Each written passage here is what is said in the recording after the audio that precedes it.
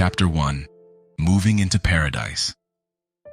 Adam and Eve stood outside the tall, gleaming high-rise building, marveling at the sleek exterior and the bustling city life around them. They had just moved to the city, and this was their new home, a luxurious apartment in the heart of the city, with sweeping views of the skyline. As they entered the building, they were greeted by a concierge who directed them to the elevators. Riding up to the 35th floor, they felt a sense of anticipation and excitement. They had worked hard to save up for this move, and they were eager to start their new life together. The elevator doors opened, and they stepped out into a long, elegant hallway lined with doors that led to other apartments. Their own door was at the end of the hallway, and as they approached it, they could hear the faint sound of music playing from inside. With trembling hands, Adam inserted the key into the lock and turned it. The door opened, revealing a spacious, airy apartment filled with sunlight streaming in through floor-to-ceiling windows. The walls were painted in shades of white and cream, giving the space a clean, modern feel. A large plush sofa faced a flat-screen TV, and a sleek, glass-topped dining table sat in the corner. Eve let out a gasp of delight. "It's beautiful," she said, walking over to the windows and looking out at the view. "We're going to love it here." Adam smiled, feeling a sense of pride and accomplishment. He had worked hard to find this apartment, scouring real estate websites for months and saving up every penny. He had wanted to give Eve the best, and he felt like he had succeeded. As they walked through the apartment, inspecting every corner, they noticed a door in the corner that seemed to be locked. They asked the landlord about it and were told that it was a penthouse suite that was off-limits to tenants. However, there was a warning in the landlord's tone that made Adam and Eve curious about what lay beyond the locked door. Despite the warning, they couldn't resist the temptation to explore. Adam and Eve had always been curious, and the allure of the forbidden only made it more exciting.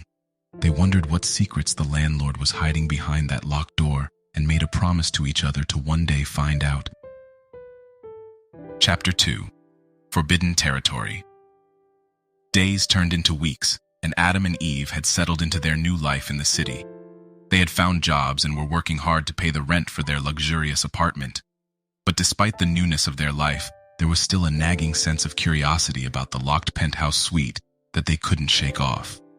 One evening, as they were enjoying a glass of wine after a long day of work, Eve turned to Adam and said, "I can't stop thinking about that locked door. Do you ever wonder what's behind it?" Adam looked at her, a smile forming on his lips. "I was just thinking the same thing," he said. "But the landlord said it's off limits. We could get in trouble." Eve's eyes sparkled with excitement. "Come on, Adam. Where's your sense of adventure? Don't you want to know what secrets the landlord is hiding?" Adam hesitated for a moment, but the temptation was too strong. He nodded, and they set their plan in motion. They waited until the landlord was out of town, then snuck up to the penthouse suite. Eve had done some research and found a way to pick the lock. As they entered the suite, they noticed that everything was immaculately clean and well kept. But there was one door that stood out from the rest.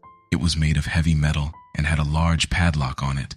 Eve's eyes widened with excitement. "This must be it," she whispered. Adam hesitated for a moment, but the thrill of the forbidden was too strong. He stepped forward and tugged at the padlock. To his surprise, it came off easily. They opened the door and found themselves in a small room, dimly lit by a single lamp. In the center of the room was a large, imposing safe. Eve's eyes sparkled with excitement. "This must be where the landlord keeps his secrets," she whispered. Adam hesitated for a moment, but his curiosity was too strong. He stepped forward and examined the safe. It was made of heavy metal and had a complex lock. "We'll need a combination to open it," Adam said. Eve nodded, her mind racing with possibilities. "We'll have to find it," she said. "But first, let's see if there's anything else in here." They searched the room, but there was nothing else of interest. As they were about to leave, Eve noticed a piece of paper tucked into the corner of the safe. "Look," she said, holding it up. "It's a note from the landlord. It says, 'If you're reading this, it's too late.'" Adam felt a chill run down his spine. "What does that mean?" he asked. Eve shrugged. "I don't know, but we have to find out." Chapter 3. Temptation. Adam and Eve had been searching for the combination to the safe for days, but they had found nothing. As they sat in their apartment, frustrated and tired, Eve turned to Adam with a mischievous gleam in her eye. "What if we ask the landlord for the combination?" she said. Adam was taken aback. "Ask the landlord," he repeated. "Are you crazy? He'll evict us on the spot." Eve's eyes flashed with determination. "But think about it," she said. "He must have a reason for keeping the safe locked up so tightly. There could be something in there that could change our lives forever." Adam shook his head. "I don't know, Eve. It feels like we're playing with fire." Adam was certain they had gone too far and insisted that Eve should give the issue a rest. He stepped out to the balcony where he sat to relax his mind and body. While Eve sat quietly in the room alone, she heard a knock on the door, and she turned sharply. "Who's that?" Eve asked. "It's Lucy from housekeeping," a voice replied. Eve relaxed and asked her to come in. Lucy was the maid who was responsible for cleaning the apartment. An older woman in her late 50s, she usually kept to herself a lot and focused on her work.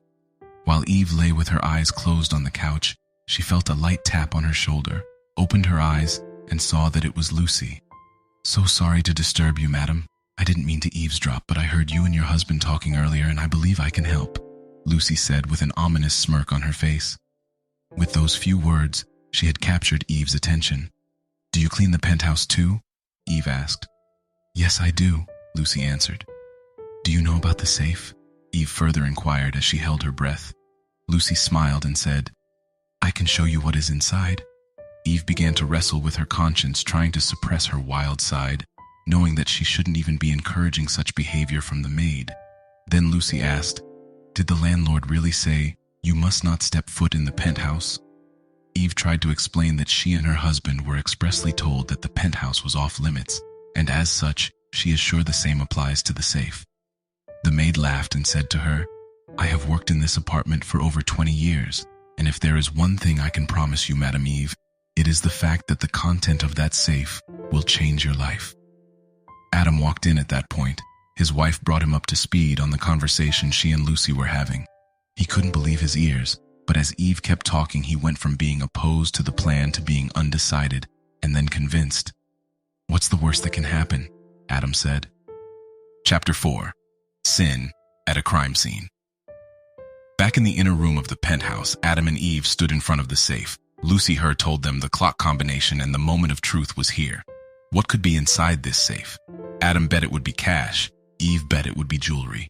Eve inputs the combination and swings the door of the safe open, and what they saw took them aback. The safe was packed with bags of white powdery substance, which they both immediately recognized as cocaine. "No, this is too far. I have never done drugs before," Adam said with a trembling voice. "Me neither, but there is a first time for everything, right?" Eve said.